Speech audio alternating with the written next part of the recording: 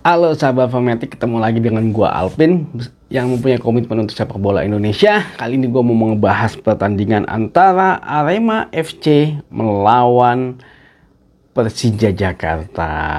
Jadi di pertandingan sebelumnya Arema FC itu berhasil menang dengan skor 4-2 melawan Rans Nusantara FC. Jadi kalau lihat secara statistiknya, secara penguasaan bola memang Arema FC lebih unggul, yaitu sebanyak 57%. Kesempatan menciptakan golnya sedikit kalah dari Rans Nusantara sebanyak 14 kali, tapi tembakan ke arah gawangnya unggul yaitu sebanyak 9 kali.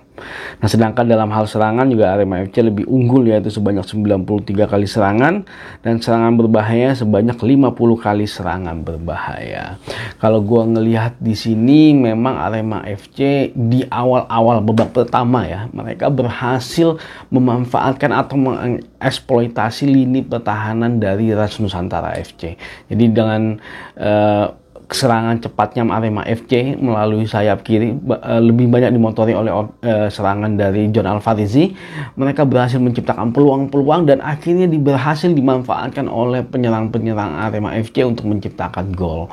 Tapi memang kalau gue melihat sisi lini pertahanannya Arema FC sedikit hilang konsentrasinya ketika mereka sudah berhasil unggul 3-0. Nah, ini memang adalah salah satu kekurangan banyak dari klub Liga 1 Indonesia kalau menurut gue. Ketika mereka sudah unggul jauh, mereka tidak bisa konsisten untuk dalam bertahan dan mereka sedikit lengah.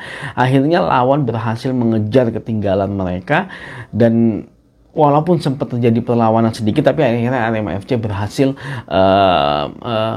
melakukan gol lagi dan akhirnya mereka berhasil memenangkan pertandingan dengan skor 4-2. Ini mungkin menjadi poin penting ya yang harus menjadi bahan evaluasi sih kalau menurut gua, bahwa ketika mereka sudah berhasil unggul jangan sampai lengah, jangan sampai lawan akhirnya bisa bangkit kembali dan bisa menemukan performa terbaiknya dan bisa suatu saat malah bisa membalikan situasi. Itu sangat berbahaya sekali kalau menurut gua, terlalu beresiko ketika mereka lengah atau melepas konsentrasinya mereka dalam fokusnya bertahan. Nah, kalau kita melihat pertandingan sebelumnya Persija Jakarta, mereka berhasil menang memang melawan Persita Tangerang. Tapi kalau kita lihat secara statistiknya, Persija Jakarta memang unggul dalam hal penguasaan bola sebanyak 51%, tapi kesempatan menciptakan golnya hanya sedikit sekali. Mereka hanya 2 dan 2 kali juga mengarah ke arah gawang.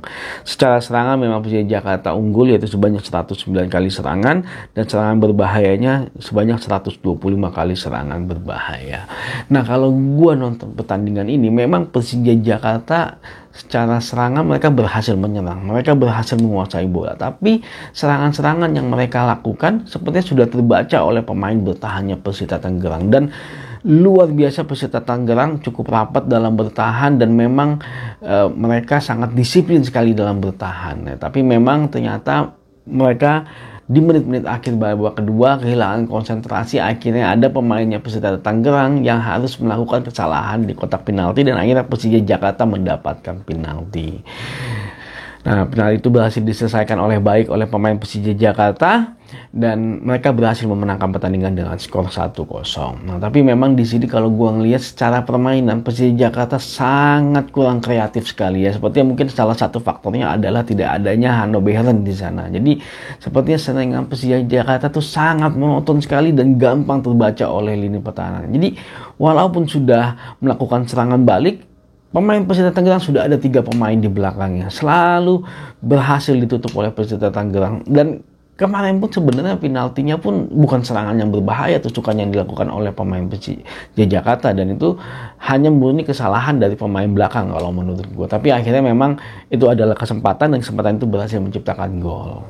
Nah, balik lagi ke pertandingan antara Arema FC melawan Persija Jakarta, gue melihatnya sebenarnya secara permainan Arema FC sebenarnya lebih baik dibandingkan dengan Persija Jakarta kalau menurut gue. Mereka berhasil melakukan permainan dengan mengeksploitasi lini pertahanan dari Rans Nusantara. Tapi memang saat ini adalah lawan yang dilawan adalah Persija Jakarta, dan kalau menurut gue mempunyai lini pertahanan yang cukup solid. Kalau menurut gue, walaupun kemarin di pertandingan kemarin Persija Jakarta mempunyai beberapa kesalahan, dan itu mungkin menjadi salah satu faktor yang harus dibenahi untuk perbaikan dari disiplinannya mereka.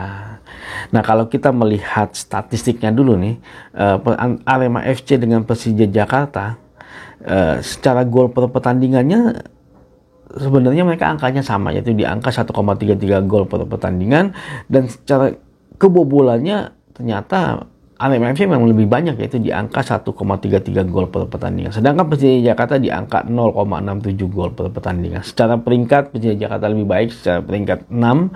Mereka dari 3 kali kemenangan, 2 kali seri dan 1 kali kalah. Sedangkan Arema FC peringkat 8 dari 3 kali kemenangan, 1 kali seri dan 2 kali kalah. Nah, tapi pertandingan ini memang dilaksanakan di kandangnya Arema FC. Jadi sedikit lebih semangat Arema FC ketika mereka bertanding di kandangnya mereka sendiri, dan mereka pun tidak melakukan perjalanannya karena mereka kemarin juga bermain di kandang dan mereka stay di base campnya mereka. Nah, sedangkan Persija Jakarta perlu melakukan perjalanan.